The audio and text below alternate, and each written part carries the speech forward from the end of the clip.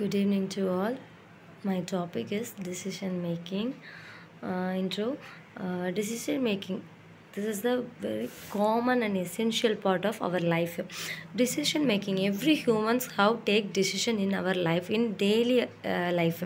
And then if any administrative or managements having some key element of decision making, that is the one key element is the basic that is decision making, and it is a process that involves choosing the finest cost and then alternative based on various aspects including resources, potential results, and personal preference. And then definitions.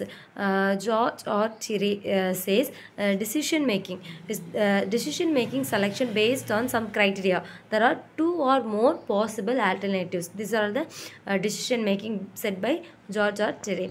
And then nature of decision making. First one is goal oriented, dynamic process, continuous or ongoing process, intellectual or rational process, and set of alternatives. First one, goal oriented.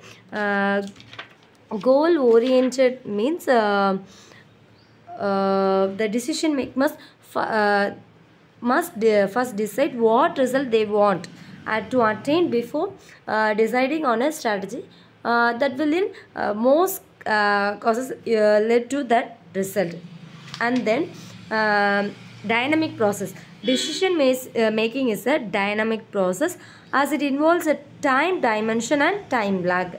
And then continuous or ongoing process. The manager have to take a series of decisions, that means higher authority taking decision making. And then set of alternatives implies a set of alternatives as a decision problems arise only when there are the two or more alternative. This is the nature of decision making. The nature of decision making is the important role of human life. Birth to death, everyone have take decisions, and then it is one's life based on whether they are personal or professional or work based. Decision making, some important points. These are all the important points. And then division of work. The division of work means the principle is a management principles, suggestions suggesting that dividing work into smaller tasks and assigning them to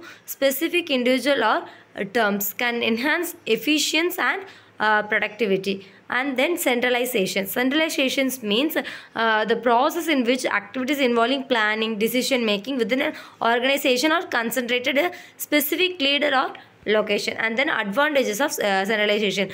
Clear chain of command, forced vision, reduced cost, quick implementation, and then provide quality of work. These are all the advantages of centralizations. And then disadvantages of centralization. Bureaucratic leadership, remote control, delays in work, lack of employee loyalty. These are all the disadvantages of centralization. And then decentralization. Decentralized decision making is any process whether the decision making authority is distributed throughout a larger group. This can be in any organization of any size, from a governmental authority to a corporation.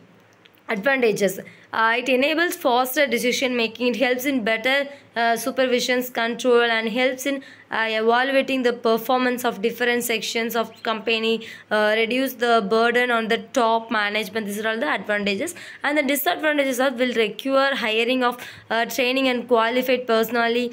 It can create conflict among the manager of different divisions. There is a lack of uniformity of the policies followed. There will be a problem of coordinations, and then it will increase the financial burden on the organization. These are all the disadvantages decentralization. And then I conclude the decision making impacts on organizational behavior considerable. Make better decision by recognizing recapitulation based bias and decision making errors we tend to commit. Adjust the decision making approaches by a organizational culture, operating and the criteria of organizational values. Thank you.